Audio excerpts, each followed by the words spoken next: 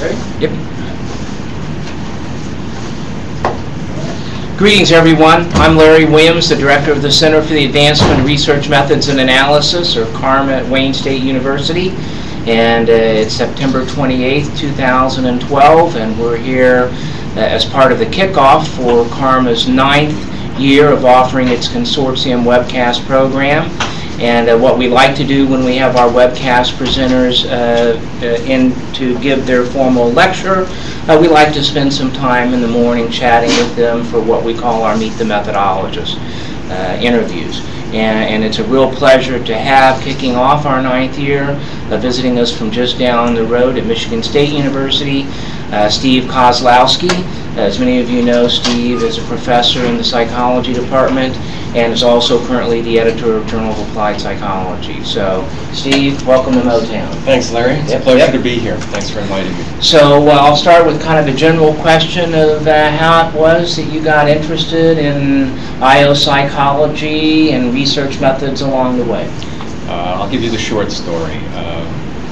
I was an undergraduate psych major and discovered that you couldn't get a job with an undergraduate degree in psychology, and so I dropped out for a little while to try to figure out what direction I wanted to go in, and had a series of, I would call, nondescript jobs. One in particular, I was working in a factory where the work was dirty, dangerous, mind-numbingly boring, not particularly rewarding financially. I didn't think we were particularly well managed, and I was not a model employee. There are ways that employees can, let's say, compensate for the shortcomings of the system. And when I moved on with my life and was thinking about what I wanted to do, I kept coming back to the idea that there was a way to apply psychology to making work-life better. And did a little exploration and discovered there was something called industrial and organizational psychology that was exactly about that. And so here I am. Yeah. And so you get to Penn State, you have to take some research methods courses and statistics along the way. So was there any one particular course that you took that kind of was a favorite one or sparked your interest? Or?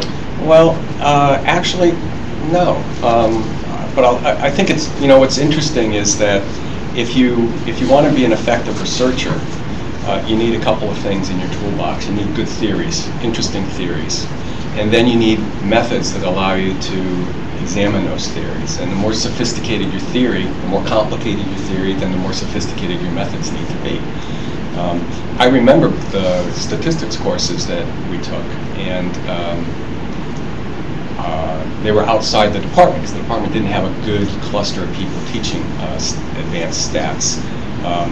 Frank Landy did teach a course internally, and that was probably the best methods course I took because it was tied to the content of I/O and to correlational designs, which was atypical. If we went to methods courses in Ed Psych, for example, they were often much more laboratory-based kinds of designs. All of that has served me well because I do a lot of laboratory-based research. But the thing that really got me interested in what I would call advanced methods was a book that I happened upon at a conference, I think probably my first PSYOP conference. And I almost never buy books at conferences, but this one caught my eye, and it was called Building an Interdisciplinary Science of Organizations. And it was by Robert Hewlin or so. And it was an early call to doing multi-level research. Didn't have a lot of answers. It was more about we should be doing this. And that book really grabbed my attention and ultimately shaped my interest in the kinds of methodologies and theories that I've been interested in. Can you, was there any one particular thing about it you think that caught your interest? Well, two things I think as overarching themes would be that different disciplines have sliced the organizational system into layers, and those different disciplines and literatures and layers were not talking to each other. So we have a fragmented science of organizations. This book is 1978. So that's less true today, but still largely the dominant mode. And the other thing is, if you're going to deal with connecting levels of the system, there are a couple things you need to do. One is we have to be more multidisciplinary, because those other folks at the macro and meso and micro levels, we all know our levels very, very well. So you can't just jump across levels and be ignorant of the literature that exists. You have to begin to build interdisciplinary bridges. And the other thing is, at the time, there weren't any methods to do, or the methods were pretty primitive if you wanted to do research that crossed levels. And so my dissertation was an early primitive attempt to apply some of that limited methodology to look across 2 different levels. And I learned a lot trying to do it, because my faculty kept wondering, why do you want to do this? You could just look at this all at the individual level, but I was committed to this idea. So was there any particular challenge that you can recall of? Data analysis, aggregation, all the things that have dominated the early formation of multi-level methodologies were kind of issues that I had to tackle, and with not a lot of guidance in the literature at the time. I was really lucky that one of my committee members was a faculty member named Dan Brass, who you may be familiar with, who was brand new at the time. And Dan had done something like this before, and so that was very helpful to have a member of my committee who had a deeper understanding for what I wanted to do, why I wanted to do it, and how I might go about doing it. So I learned a lot, both doing the dissertation and then trying to get it published in a literature that didn't really appreciate multi-level methods, theory, and research. Yeah. Well, you've obviously gone from there and have had considerable success, and now you find yourself in the position, after many years of being a reviewer of papers in our disciplines and being the editor of Journal of Applied Psychology. And I wondered whether you had seen any trends or developed any perspectives kind of about the most frequent limitations or shortcomings of papers that you see in your position. Well, yes. So most papers are rejected pretty quickly because there's no theoretical contribution. And Journal of Applied Psychology's primary mission is theory contribution, in spite of our name, applied psychology. You have to make a contribution to science that has application potential and can be applied. And a lot of papers simply don't. So just straight application papers are problematic, or theories that have really papers that really are very underdeveloped on the theory side. The next part, and these often go hand in hand, is if you have good theory, but then your research design is inadequate to really address the ideas that you want to evaluate and the hypotheses, and this happens quite a bit. It's still the case in our disciplines, organizational psych, organizational behavior, HRM, human resource management, that a lot of the research that gets conducted is cross-sectional. And when we do get designs that are longitudinal, it's often the case that the dynamics that are inherent in those data are not exploited with the analytic techniques. So I think that's largely an imagination issue, because a lot of our theory is temporally sensitive. So people aren't really sure what they should be looking for. And training, because we don't often teach folks to really think about and deal with time theoretically and analytically.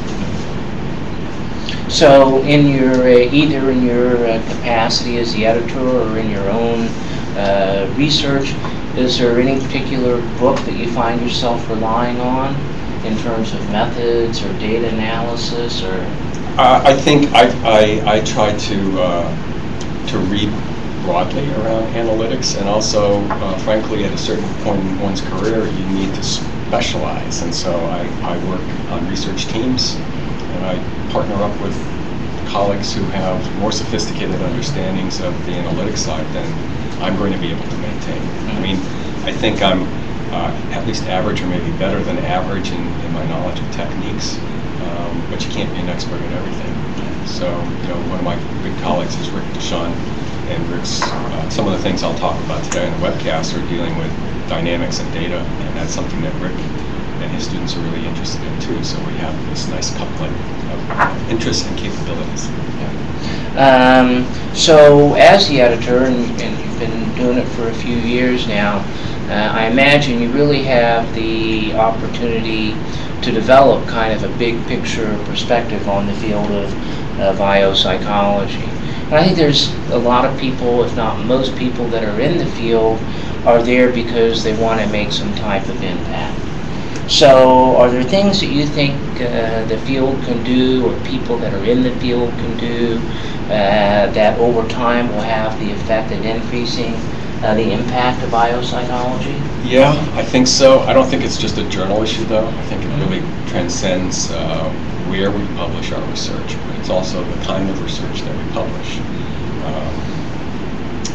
You know, you get different sort of views about what is the nature of a journal and what is it published. So I've heard that the Journal of Applied Psychology is publishing less basic eye research or selection measurement kinds of research, and we don't track content, so that's more of an impression. I don't really know, but I would say that's probably my impression too. But there's no policy issues at the top of a journal that says we're going to do this and not that. It's really based on what you get submitted and what makes it through a review process, and we simply get fewer submissions like that, and fewer of, you know, and many of them don't make it, and it's not a compelling theoretical contribution. But I think the broader question in our field is that we tend to be fairly insular. We publish in a certain set of journals, so if you're in psychology, I'm a psychologist, I've been in the psychology department my whole life. It's a little bit different, I think, in organizational behavior. But we're surrounded by lots of other psychological disciplines. Our students tend not to want to take those courses, and yet learning something about cognitive psych, cognitive neuro, even some of the clinical psych that's being done now can be really important for enlarging your theoretical perspective and your measurement, the things you might measure in your analytic techniques. So I really think we need to be more sensitive in our domains to go beyond the narrow confines of IO/OB/HR and look at other theories and particularly research design and measurement techniques.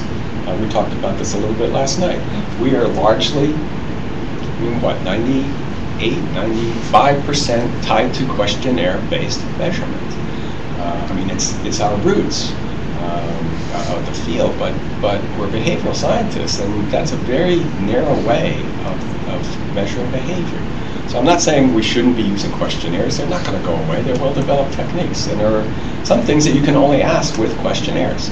But there are a lot of other behavioral indicators, artifacts that people leave behind that are meaningful representations of phenomena that we are not looking for, not trying to capture. And I think we need to do a better job doing that, and other fields are using those techniques. So one of the things I will talk about today are trying to harness some of these other measurement methodologies and using them to look at the kind of topics that we're interested in, to supplement and to enlarge the measurement space, not to replace questionnaires, but to have more triangulation on phenomena that we're trying to understand. Well, I think most people that are in IO or OBHR, know of Michigan State's reputation in their doctoral program with the virtual who's who list of alumni. And so I'm wondering if from those experiences of training those students, whether you have any advice that you would normally offer to doctoral students that are wanting to pursue a career as a researcher. Well, it mirrors what I was just talking about. Graduate school, you have a lot of, you're fortunate here at Wayne State, you have a number of faculty. Okay? And so those faculty are successful, they study different topics, and they're often successful for different reasons. They have different strengths. Okay? And so both in terms of topic, but also in terms of technique and capability, you're at a banquet. You should be trying a little bit of everything. Okay? Try it, you don't like it, fine, but at least you've gotten your feet wet or you've tasted it, keep my metaphor straight, and you know something about it, you could potentially use it in the future. So a lot of people go to grad school and kind of hone in on a particular thing that they think they know they want, and they study that almost exclusively, and they ignore the breadth of even our little domain of organizational psychology. You come out very narrow. This is the foundation for the rest of your career. You are being taught how to be a thinker and a researcher, so you can always train in other areas. But it's kind of hard to go far afield from the base that we lay down here. So you should get broad exposure. You should think about those tools that are going to serve you in the immediate getting through a program and getting a degree, but also in the longer term. And so I think one of the things we try to do at Michigan State is we push our students around to work with different faculty, even if they want to stay with one person, and to try to expose them to different tools, techniques, theoretical perspectives. Steve, as I mentioned in the intro, you're here to kick off our 2012-2013 CARMA Consortium webcast program, and you're going to be giving an hour lecture that'll go out to members of that program, member schools, at noon. So I was wondering if you could just talk a little bit about that lecture. Okay. Well, I'm going to talk about emergence, the emergence of organizational phenomena. And you probably know that I'm interested in multi-level theory. That was essentially what that book, Robert Schumann Rousseau, was about, that sort of inspired me early in my graduate career. And it's a perspective, theoretical, I'll call it a meta-theoretical perspective, and research methods and approach and measurement kind of techniques that I've used throughout my career on almost every single topic that I've studied, even things like performance assessment. I've managed to bring that perspective. For much of my career, it was what I would describe as a fringe element of research design and method, and it really has only been in the last 10 years that the theoretical foundation, kind of having a set of principles, and measurement and the analytics have come together, and it's exploded in the literature. It's hard to pick up a top journal and not find a multi-level something. Okay, so that's great. But if you look at systems theory, I mean the multi-level theory broadly, there are two basic fundamental forces that we talk about. One is top-down effects, so contextual effects, how higher level phenomena constrain and shape lower level phenomena, cross-level effects. And that's primarily what we're doing in the literature. There's another fundamental force, and it's emergence. It's how individual characteristics, cognition, affect, behavior, other characteristics that individuals possess intersect through interactions, combine in some fashion, sometimes convergently, sometimes other patterns, and manifest as a higher level collective phenomenon, and we don't study them. So emergence is basically neglected. So multi-level has moved from kind of fringe or boutique to a mainstream research approach, and yet we're only looking at one half of the system, and we're pretty much ignoring the other half. So what I'm going to talk about today is what are some of the reasons why that might be the case. I'm going to convince you that we are ignoring it in case you don't believe me, and then, or try to. I have the evidence, and then I'll try to talk about, I will talk about how we might begin to study it. I mean, the simple story is people don't study it because there aren't a lot of, there isn't much in the way of theory or guides to guide people along, so that's kind of not there. But also, it's hard. Sorry. I'm fighting a cold. Sorry. It's all right. It's hard because it requires intensive longitudinal data if you're going to do it. And that's, we talked earlier about limitations in our general research design. We don't like to do longitudinal stuff because it's resource intensive.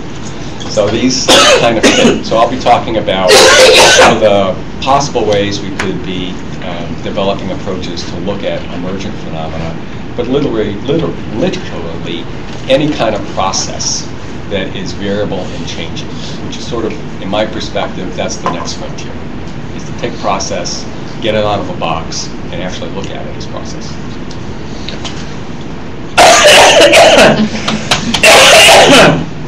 Damn.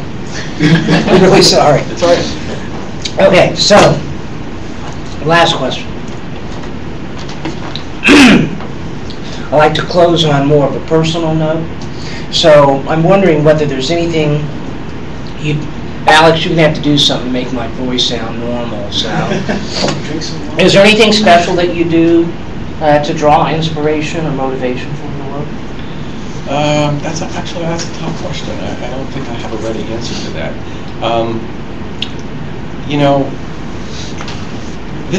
The job we have as professors, I think, is just a fabulous gift from society, because we, as one of my mentors, Frank Landy, put it, we get paid to think.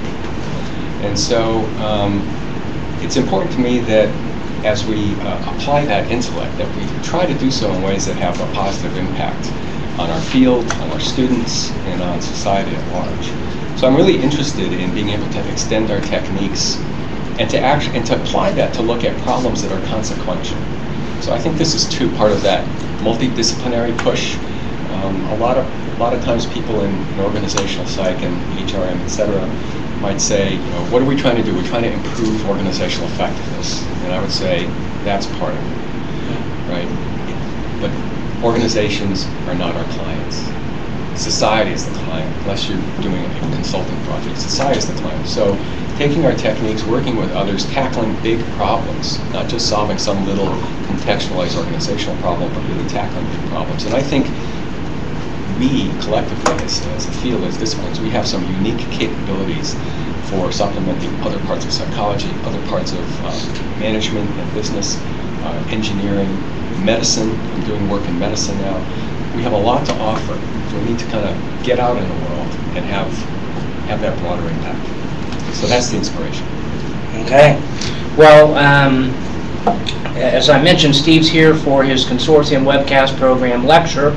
If your school is not currently a member, we have 114 universities worldwide, so you can visit our website and find out how to get access to it. It's probably too late to get live today, but there will be a recording of it. It'll be available. So visit the CARMA website. Steve, it's really an honor to have you kick off this year's program, and we appreciate you taking the time to chat with us, and look forward to hearing your talk. Thanks very much, Larry. Thanks for having me.